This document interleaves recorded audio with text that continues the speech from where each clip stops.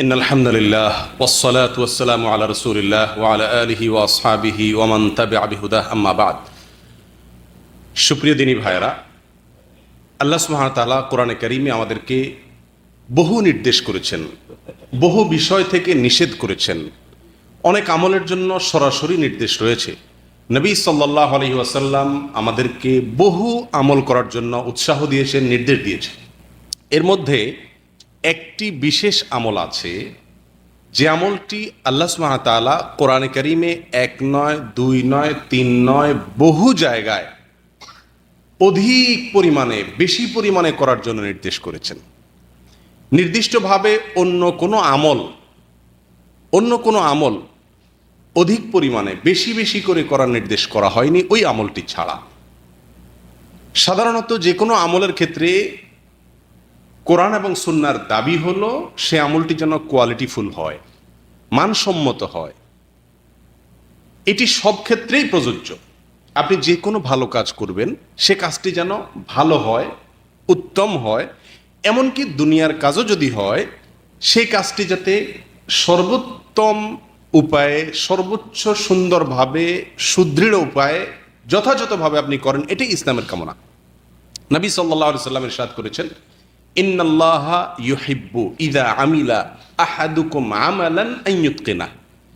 নিশ্চয়ই আল্লাহ সুবহানাহু ওয়া তাআলা পছন্দ করেন বান্দা কোনো কাজ করলে সেই কাজটি যেন ইতকানের সাথে করে, সেই কাজটি যেন যথাযথভাবে করে, সুন্দর উপায়ে করে। এটি আল্লাহ সুবহানাহু ওয়া তাআলা পছন্দ করেন। অতএব যেই কোনো কাজই সুন্দর উপায়ে সঠিকভাবে করা হোক, এটাই হলো ইসলামের দাবি। বিশেষ করে নেক আমলের ক্ষেত্রে আল্লাহ সুবহানাহু ওয়া তাআলা কোরআনে কারীমের একাধিক জায়গায় আমাদেরকে বার্তা দিয়ে দিয়েছেন যে নেক আমলের ক্ষেত্রে মুখ্য বিষয় হলো তার কোয়ালিটি যেন ভালো হয়, মানসম্মত নেক আমল যেন হয়। আল্লাহ সুবহানাহু ওয়া তাআলা সূরা মুলকের শুরুর দিকে বলেছেন, আল্লাযী খালাকাল মাউতা ওয়াল হায়াতা লিয়াবলুয়াকুম আইয়ুকুম আহসানু আমালা।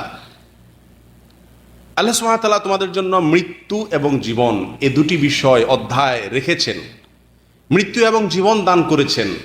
তিনি পরীক্ষা নিতে চান তোমাদের মধ্যে কে আহসানু আমালা, আমলের ক্ষেত্রে কে সবচেয়ে সুন্দর আমল করে, ভালো আমল করে।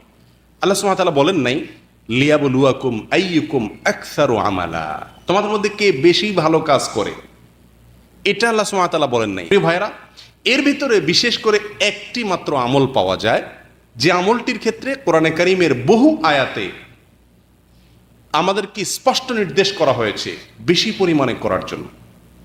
অর্থাৎ কোয়ালিটি তো ঠিক রাখতেই হবে, সেই সাথে পরিমাণও কি করতে হবে, অনেক বেশি বাড়াতে হবে। সে আমলটি হলো জিকির, সে আমলটি হলো আল্লাহর জিকির। কোরআনে কারীমের সূরা আহজাবের 35 নম্বর আয়াতে আল্লাহ সুবহানাহু ওয়া তাআলা তার বান্দাদের মধ্য থেকে যারা ক্ষমাপ্রাপ্ত হবেন এবং জান্নাতের অধিকারী হবেন, তাদের অনেকগুলো গুণ আল্লাহ তাআলা উল্লেখ করেছেন, তাদের অনেকগুলো বৈশিষ্ট্য উল্লেখ করেছেন।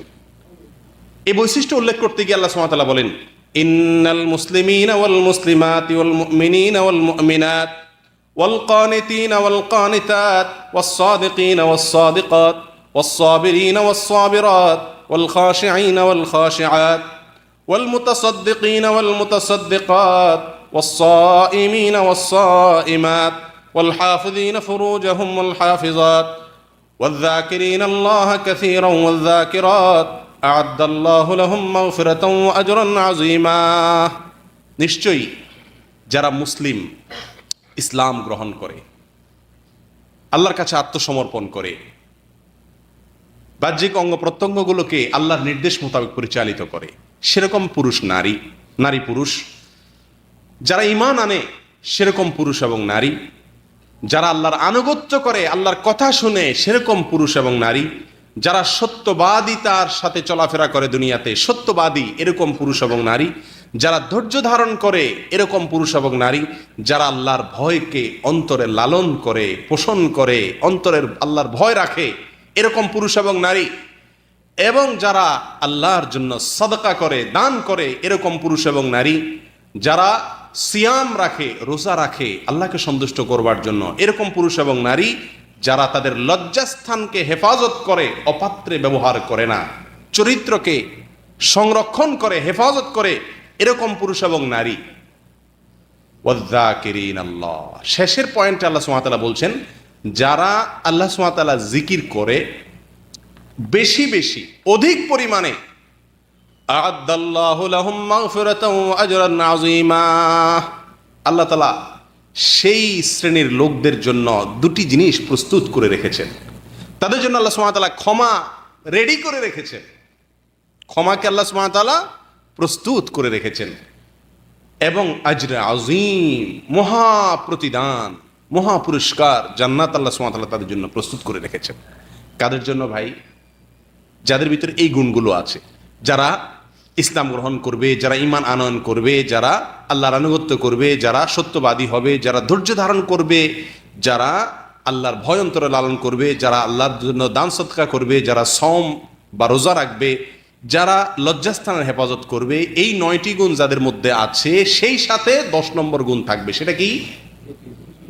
না, শুধু জিকিরের কথা আল্লাহ বলেন নাই। মজার বিষয় হলো এই আয়াতে আল্লাহ সুবহানাহু ওয়া তাআলা অন্য সব 9টি, প্রথম 9টি গুণের ক্ষেত্রে আল্লাহ তাআলা সাধারণভাবে বলেছেন আল্লাহর ভয় লালন করা, সদকা করা, ধৈর্য ধারণ করা, রোজা রাখা।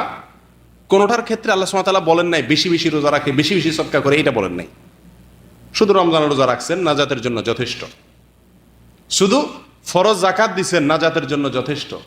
কিন্তু ভাই, এই শেষের আমলটির ক্ষেত্রে আল্লাহ সুবহানাহু ওয়া তাআলা বলছেন ওয়াযযাকিরিনাল্লাহা কাসীরান ওয়াযযাকিরাত, যারা আল্লাহর জিকিরটা বেশি বেশি করে। তাহলে বোঝা গেল একজন মানুষ জান্নাত পেতে হলে, একজন মানুষ আল্লাহর ক্ষমা পেতে হলে, তাকে অন্য সমস্ত নেক আমলগুলো যথাযথ উপায়ে পরিমাণ মতো আল্লাহ যতটুকু ধার্য করে দিয়েছেন ততটুকু করার পাশাপাশি একটি আমল সবচাইতে বেশি পরিমাণে করতে হবে। সেটা কোনটা? আল্লাহর জিকির। আল্লাহ আয়াতে বলেছেন ওয়াযযাকিরিনাল্লাহা কাসীরা ওয়াযযাকিরাত, যারা আল্লাহর জিকিরটা বেশি বেশি করে এরকম নারী পুরুষদেরকে আল্লাহ ক্ষমা করবেন এবং মহাপুরস্কার দিবেন। প্রিয় ভাইয়েরা, আল্লাহ সুবহানাহু ওয়া তাআলা কোরআনে কারীমের সূরা আলে ইমরানের 41 নম্বর আয়াতে তার নবী জাকারিয়া আলাইহিস সালাতু ওয়াস সালামকে উপদেশ দিচ্ছেন একটি আমলকে বেশি করে করার জন্য আল্লাহ তাআলা নির্দেশ করছেন। সেটি কি? আল্লাহ সুবহানাহু ওয়া তাআলা বলছেন ওয়াযকুর রাব্বাকা কাসীরা ওয়াসাব্বিহ বিল আশিয়্যি ওয়াল ইবকার, হে জাকারিয়া, আপনি আপনার রবের জিকির এটা বেশি পরিমাণে করুন, আপনার রবের জিকিরটা পরিমাণে অনেক বেশি করুন, এবং সকাল সন্ধ্যায় আপনার রবের, আপনার পালনকর্তার পবিত্রতা বর্ণনা করুন। আল্লাহ বলছেন তার নবী জাকারিয়া আলাইহিস সালাতু ওয়াস সালামকে কোন আমলটা বেশি করার জন্য? জিকিরের আমলটা বেশি করার জন্য। কোরআনে কারিমে অন্য কোন নবীকে আল্লাহ সুবহানাহু ওয়া তাআলা কোন বিশেষ আমলের ব্যাপারে বলেন নাই যে সালাত বেশি বেশি পড়ো, রোজা বেশি বেশি রাখো, এই আমলটা বেশি বেশি করো।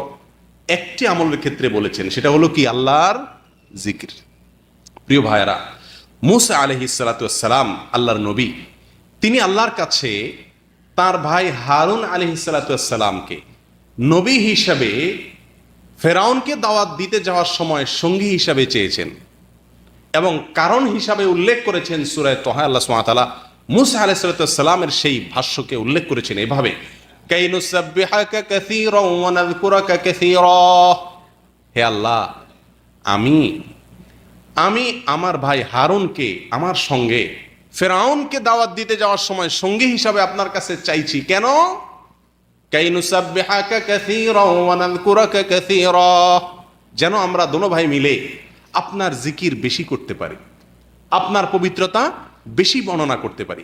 মূসা আলাইহিস সালাতু ওয়াস সালামও যে আমলটি বেশি করতে চাচ্ছেন সেটা হলো কোনটা? আল্লাহর জিকির। বেশি বেশি করতে চাচ্ছেন, আল্লাহর কাছে আকাঙ্ক্ষা প্রকাশ করছেন, ভাইকে চাইছেন সঙ্গী হিসাবে। কেন? বেশি বেশি আল্লাহর জিকির করার জন্য। বেশি বেশি আল্লাহর জিকিরের গুরুত্ব আল্লাহর নবী মূসা আলাইহিস সালাতু ওয়াস সালাম খুব ভালো করে উপলব্ধি করেছেন। সেজন্যই আল্লাহর জিকির বেশি বেশি করবার জন্য আল্লাহর কাছে কি চাচ্ছেন? সাহায্য চাইতেছেন।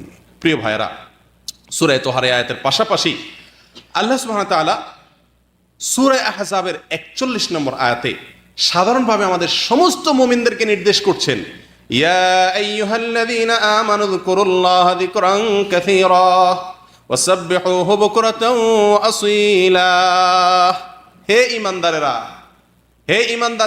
যারা আল্লাহর প্রতি ঈমান আনয়ন করেছো, তোমরা তোমাদের রবের আল্লাহর জিকির বেশি পরিমাণে করো। আল্লাহর জিকির বেশি পরিমাণে করো। উযকুরুল্লাহ যিকরান কাসীরা, আল্লাহর জিকিরটা বেশি করে করো। ও ভাই, অন্য কোনো আমলের ক্ষেত্রে যে কোনো নেকামলই বেশি বেশি করতে হবে, ঠিক আছে, কিন্তু সুনির্দিষ্টভাবে কোনো একটি আমলকে বেশি বেশি করার নির্দেশ এবং নির্দেশনা, উৎসাহ কোরআন অথবা নবী সাল্লাল্লাহু আলাইহি ওয়াসাল্লামের হাদিসে আমরা খুঁজে পাই না। অথচ এই একটি আমল জিকির, যেটার ব্যাপারে কোরআনে বহু জায়গায়, একাধিক জায়গায় আল্লাহ সুবহানাহু ওয়া তাআলা নির্দেশ করছেন, আমাদের সমস্ত ইমানদারদেরকে আল্লাহ সম্বোধন করে বলছেন, ইয়া আইয়ুহাল্লাযীনা আমানু, হো ইমানদারেরা, উযকুরুল্লাহ যিকরান কাসীরা, তোমরা আল্লাহকে বেশি বেশি জিকির করো, আল্লাহর জিকিরটা বেশি বেশি করো। ওয়াসাব্বিহুহু বুকরাতাও ওয়া আসীলা, আর প্রতিদিন সকালে সন্ধ্যায় নিয়ম করে আল্লাহর পবিত্রতা বর্ণনা করো। সুপ্রিয় দর্শক শ্রোতা ভাই বোন, আজ আখেরি চাহার সোমবার। আখেরি চাহার সোমবার এটি ফার্সি শব্দ, যার অর্থ হলো শেষ বুধবার। আখেরি মানে শেষ, আর চাহার সোমবার মানে বুধবার। আখেরি চাহার সোমবার বা শেষ বুধবার বলতে বোঝানো হয় হিজরি বর্ষের সফর মাসের শেষ বুধবারকে।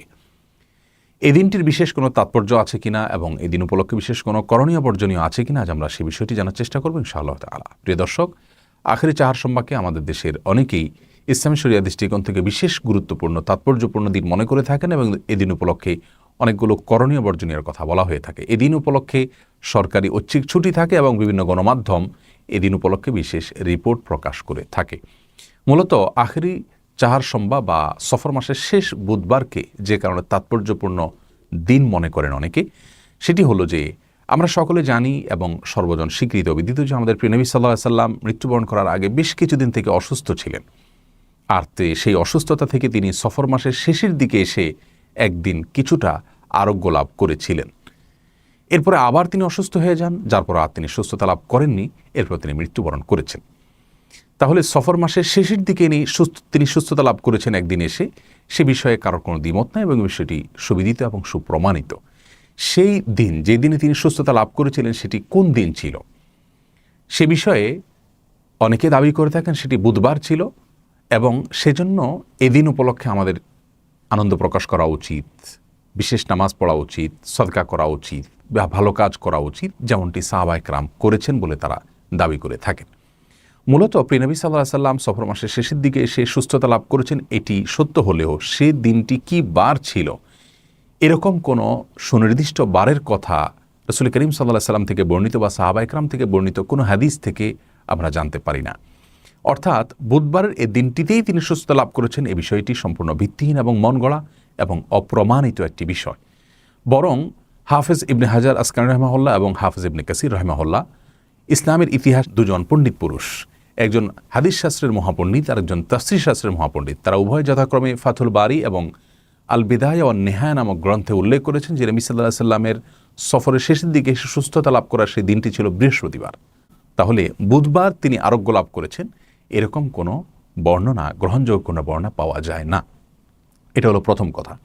দ্বিতীয় কথা হলো যে নবী সাল্লাল্লাহু আলাইহি ওয়াসাল্লামের আরোগ্য লাভের দিনটিকে সাহাবায়ে কেরাম বিশেষভাবে উদযাপন করেছেন, এ বিষয়টি সম্পূর্ণ অসত্য। এ বিষয়ে রাসূল আকরাম সাল্লাল্লাহু আলাইহি ওয়াসাল্লাম থেকে বা হাদিস গ্রন্থগুলোতে কোনো প্রকার বিশুদ্ধ বর্ণনা পাওয়া যায় না।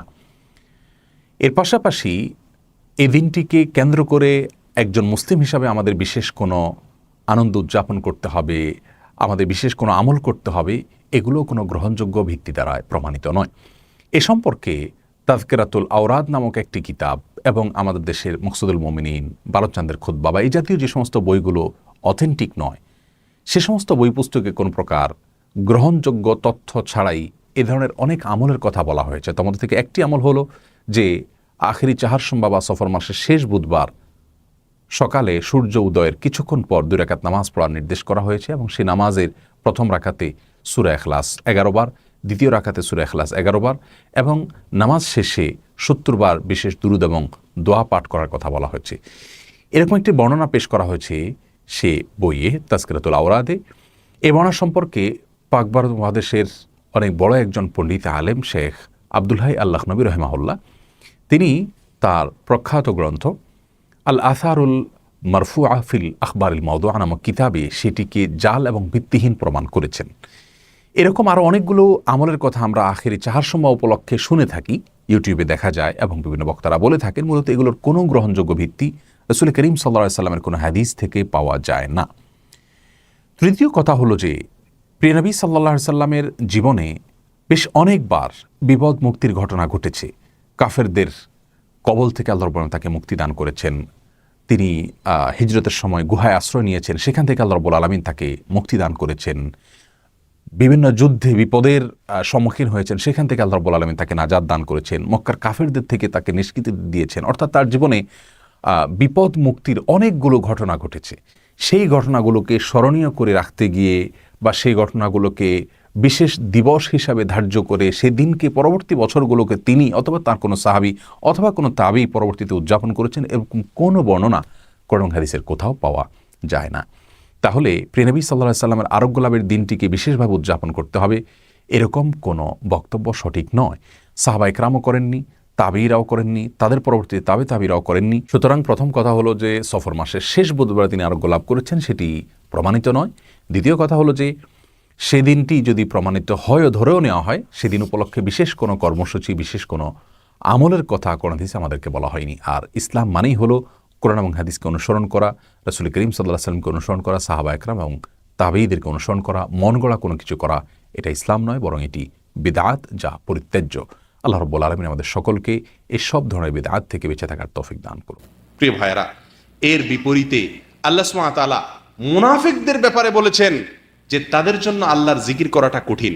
মুনাফিকরা মসজিদে মুসলমানদের সাথে হয়তো নামাজও পড়তে আসে, মুসলমানদের সাথে জিহাদের ময়দানেও যায়, মুনাফিকরা হয়তো মুসলমানদের দেখানোর জন্য রোজাও রাখে, কিন্তু আল্লাহর জিকির এটা মুনাফিকরা বেশি পরিমাণে করার সুযোগ তৌফিক পায় না।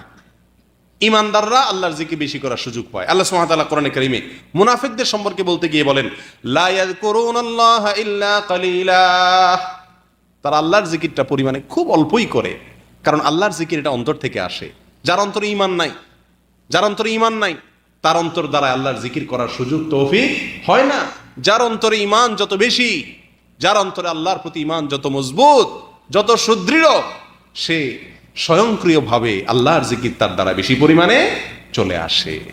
প্রিয় ভাইয়েরা, জিহাদের ময়দান, যুদ্ধের ময়দান, যেখানে নামাজ পর্যন্ত আল্লাহ সুবহানাহু ওয়া তাআলা বিশেষ পদ্ধতিতে পড়ার নির্দেশ দিয়েছেন, আর সে নির্দেশ হলো জামাতে যখন নামাজ আদায় করবে ইমামের পিছনে, যোদ্ধারা 1 রাকাত নামাজ পড়ে চলে যাবেন। অন্য কোথাও 1 রাকাত নামাজ পড়ে ইমাম সাহেব রেখে চলে যাওয়ার বিধান আছে, কিন্তু যুদ্ধের ময়দানে আছে 1 রাকাত নামাজ পড়ে যোদ্ধারা চলে যাবে। অন্য যোদ্ধারা যুদ্ধে লিপ্ত থাকবে ওই সময়, এরা চলে যাওয়ার পরে তারা এসে ইমামের সাথে যোগ দিবে, অর্থাৎ 1 রাকাত করে নামাজ শেষ করবে। এ হলো যুদ্ধের ময়দানে নামাজের সিস্টেম। ইসলামের সবচেয়ে গুরুত্বপূর্ণ বিধান নামাজ, সেটাকেও আল্লাহ সুবহানাহু ওয়া তাআলা সংক্ষেপ করে দিয়েছেন এবং বিশেষ পদ্ধতি দিয়েছেন, কারণ ময়দানটা হলো যুদ্ধের ময়দান, জায়গাটা হলো যুদ্ধের জায়গা, আর সেজন্য নামাজকে পর্যন্ত আল্লাহ সুবহানাহু ওয়া তাআলা সংক্ষেপ করে দিয়েছেন। প্রিয় ভাইরা, সেই জায়গায় যে যুদ্ধের ময়দানে অনেক বিধান আল্লাহ সুবহানাহু ওয়া তাআলা শিথিল করে দিয়েছেন, অনেক বিধান আল্লাহ সুবহানাহু ওয়া তাআলা শিথিল করে দিয়েছেন, সেই যুদ্ধের ময়দানে আল্লাহ সুবহানাহু ওয়া তাআলা তার জিকিরের এই আমলটিকে সেখানেও বেশি পরিমাণ করার জন্য নির্দেশ করেছেন। সুবহানাল্লাহ। আল্লাহ সুবহানাহু ওয়া তাআলা বলেন, ইয়া আইয়ুহাল্লাযীনা আমানু ইযা লাকীতুম ফিআতান ফাসবুতু ওয়াযকুরুল্লাহা কাসীরান লাআল্লাকুম তুফলিহুন। ও ঈমানদারেরা, তোমরা যদি কোনো বাহিনীর সঙ্গে মিলিত হও যুদ্ধে, তো সে অবস্থায় তোমরা দৃঢ়পদ থাকবে, পিছপা হবে না, যত কষ্টই আসুক পলায়ন করবে না যুদ্ধ থেকে, প্রয়োজনে আল্লাহর জন্য জীবন দিয়ে দিবে, সামনে অগ্রসর হবে, দৃঢ়পদ থাকবে। আর একটি আমলের ক্ষেত্রে আল্লাহ সুবহানাহু ওয়া তাআলা বলছেন, উপদেশ দিচ্ছেন, নির্দেশ দিচ্ছেন, ওয়াযকুরুল্লাহা কাসীরা, যুদ্ধের ময়দানে গিয়েও তোমরা আল্লাহর জিকিরটা বেশি পরিমাণে করো। সুবহানাল্লাহ। যে আমলটি আল্লাহ তাআলা যুদ্ধের ময়দানেও বেশি করতে বলছেন, সেটার নাম কি ভাই? আল্লাহর জিকির। সুবহানাল্লাহ ওয়া বিহামদি। প্রিয় ভাইরা, এরকম একটি আমল, এত গুরুত্বপূর্ণ আমল যুদ্ধের ময়দানেও বেশি করতে বলেছেন। ইমানদারের আলামত হলো আল্লাহর জিকির বেশি বেশি করবে। মুনাফিকের আলামত আল্লাহর জিকির বেশি করার তৌফিক হবে না। আল্লাহর নবী জাকারিয়া ইসলামকে আল্লাহ জিকিরের বেশি বেশি করার নির্দেশ করতেন। জিকির করার নির্দেশ শুধু না, সাধারণভাবে জিকির করার নির্দেশ না, জিকির তো করবা, বেশি বেশি করতে হবে। মুসা আলাইহিস সালাম বেশি বেশি জিকির করতে চাইছেন। আল্লাহ সুবহানাহু ওয়া তাআলা ঈমানদারদেরকে সাধারণভাবে বেশি বেশি জিকির নির্দেশ করেছেন। সূরা আহজাবের 35 নম্বর আয়াতে আল্লাহ সুবহানাহু ওয়া তাআলা আল্লাহর ক্ষমা এবং জান্নাত যাদের জন্য রেডি করে রাখা আছে, প্রস্তুত করে রাখা আছে, তাদের জন্য যে সমস্ত গুণ এবং বৈশিষ্ট্য অপরিহার্য, সেরকম 10টি গুণের কথা আল্লাহ তাআলা বলেন, 9টি গুণের ক্ষেত্রে সাধারণভাবে বলে 10 নম্বর গুণ আল্লাহর জিকিরের কথা বলে আল্লাহ বলছেন এই আমলটা বেশি বেশি করবে। তাদের মার্কা হলো এই আমলটা তারা বেশি বেশি করবে। প্রিয় ভাইরা, এতগুলো আয়াত থেকে আমরা যে বার্তাটা পাই সেটি হলো কোরআন এবং সুন্নাহর একটি মাত্র আমল পাওয়া যায় যে আমলটিকে বেশি বেশি পরিমাণে সবচাইতে বেশি বেশি করতে বলা হয়েছে। সে আমলটা হলো কি? আল্লাহর জিকির। যেহেতু এই আমলটা বেশি বেশি করতে নির্দেশ করা হয়েছে, এই জন্য এই আমল করা আল্লাহ সহজ করে দিয়েছেন। এই আমল করা আল্লাহ তাআলা করে দিয়েছেন, সহজ করে দিয়েছেন। এই আমল করতে অজু লাগে না, বিনা অজুতেও আল্লাহর জিকির করা যায়। গোসল লাগে না, বিনা গোসলেও আল্লাহর জিকির করা যায়। টাকা পয়সা লাগে না, বিনা পয়সায় আল্লাহর জিকির করা যায়। খুব বেশি কষ্ট পরিশ্রম করা লাগে না, সর্বাবস্থা আল্লাহর জিকির করা যায়। হ্যাঁ, শুয়ে বসে দাঁড়িয়ে সর্বাবস্থায়, কিয়ামান ওয়া কুউদান ওয়া আলা জুনুবিহিম, দাঁড়িয়ে বসে শুয়ে সর্বাবস্থায় কি করা যায়? আল্লাহর জিকির করা যায়। সবচেয়ে সহজ আমল না? যে আমলটা সবচেয়ে পরিমাণে বেশি করতে হবে, আল্লাহ সুবহানাহু ওয়া তাআলা সেই আমলটাকে আমাদের জন্য সবচেয়ে কি করে দিয়েছেন? সহজ করে দিয়েছেন। অতএব এই আমলটা, এর চাইতে সহজ আমল ইসলামে আর খুঁজে পাওয়া যায় না। অতএব এই আমলটা বেশি বেশি করা দরকার কি দরকার না ভাই? প্রিয় ভাইয়েরা, এই আমলটির জন্য বিশেষ কোনো সময়ও ধার্য করা হয় নাই। 24 ঘন্টার যে কোনো সময় আপনি করতে পারেন, কোনো নির্দিষ্ট কোনো সময় নাই। এর জন্য সম্পদের প্রয়োজন হয় না, এর জন্য কষ্ট মেহনতের প্রয়োজন হয় না, ওযু গোসলের প্রয়োজন হয় না, কেবলামুখী হওয়ার প্রয়োজন হয় না, কোনো কিছুর প্রয়োজন হয় না। একটা জিনিসের প্রয়োজন হয়, কি সেটা? আল্লাহর তৌফিক। আল্লাহর তৌফিক।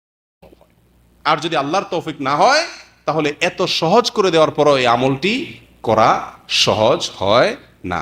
আল্লাহ সুবহানাহু ওয়া তাআলা আমাদের সকলকে অধিক পরিমাণে জিকির যারা করে সেরকম ইমানদারদের মধ্যে শামিল হওয়ার তৌফিক দান করুন।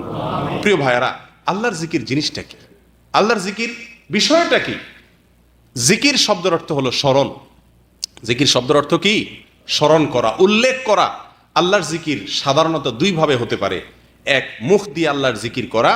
দুই, অন্তর দিয়ে আল্লাহর কথা স্মরণ করা। একটি মানুষ যে আমার জীবনকে রক্ষা করেছে, আমার মৃত্যুদণ্ডের ঘোষণা হয়ে গেছে, তার মাধ্যমে আমি জীবন পেয়েছি ফিরে, এই লোকটির কথা আমার বারবার জীবনে মনে পড়বে কি পড়বে না? সারাক্ষণ পড়বে কি পড়বে না? কৃতজ্ঞতা আসবে কি আসবে না? ঠিক তেমনি ভাবে রব্বুল আলামিন, যার হাতে আমার জীবন মরণ, যিনি আমাকে বহু বিপদ থেকে জীবনে রক্ষা করেছেন, রক্ষা করে চলেছেন, যিনি আমাকে বাঁচিয়ে রেখেছেন, সেই রব্বুল আলামিনের কথা অন্তরে স্মরণ করা, তার প্রতি কৃতজ্ঞতা অন্তরে লালন করা, এটা হলো অন্তরের জিকির। আল্লাহর কথা অন্তরে মাঝে মধ্যে স্মরণ আসা। প্রিয় ভাইয়েরা, অন্তরে অনেকের কথাই স্মরণ আসে। দিন এবং রাতে 24 ঘন্টার ভেতরে আল্লাহর কথা একাকী অন্তরে কতবার আমাদের স্মরণ আসে? এটি একটি গুরুত্বপূর্ণ প্রশ্ন। এই প্রশ্নটি আমরা আজ প্রত্যেকে যার যার নিজেকে আমরা করি। যে আমলটি আল্লাহ পরিমাণে বেশি করতে বলেছেন, সে আমলটি বেশি দূরে থাক, কমও কি আমরা করি? প্রিয় ভাইয়েরা, অন্তরের জিকিরের পাশাপাশি মুখের জিকির হলো মুখ দিয়ে আল্লাহ সুবহানাহু ওয়া তাআলার প্রশংসা, আল্লাহর পবিত্রতা, আল্লাহর একত্ববাদ, আল্লাহর বড়ত্বের বর্ণনা মুখ দিয়ে করতে থাকা। সুবহানাল্লাহ, আলহামদুলিল্লাহ, লা ইলাহা ইল্লাল্লাহ, আল্লাহু আকবার, সুবহানাল্লাহি ওয়া বিহামদিহি, সুবহানাল্লাহিল আযীম। এরকম যত দোয়া কোরআন হাদিসে আল্লাহর কথা স্মরণ আসে, আল্লাহর কথার উল্লেখ হয়, আল্লাহর প্রশংসা হয়, আল্লাহর নিয়ামতের কৃতজ্ঞতার প্রকাশ হয়, এরকম যত বাক্য আমাদেরকে নবী সাল্লাল্লাহু আলাইহি ওয়াসাল্লাম শিক্ষা দিয়েছেন, কোরআন আমাদেরকে শিক্ষা দিয়েছে, এই সবগুলো আল্লাহর জিকির। আর এর বাইরে চলতে ফিরতে, উঠতে বসতে, সকালে সন্ধ্যায়, ঘুমাইতে, খাইতে, কাজে যেতে, কাজ থেকে বের হতে, বাসা থেকে বের হতে, বাসায় প্রবেশ করতে, সব সময় নবী সাল্লাল্লাহু আলাইহি ওয়াসাল্লাম আমাদেরকে দোয়া শিখিয়েছেন। এই দোয়াগুলো সবসময় নিয়মিত করা, প্রত্যেকটা জায়গার দোয়া যথাস্থানে করা, এগুলো সবগুলা কি? আল্লাহর জিকির। কোরআন তেলাওয়াত করা, এটা কি? আল্লাহর জিকির।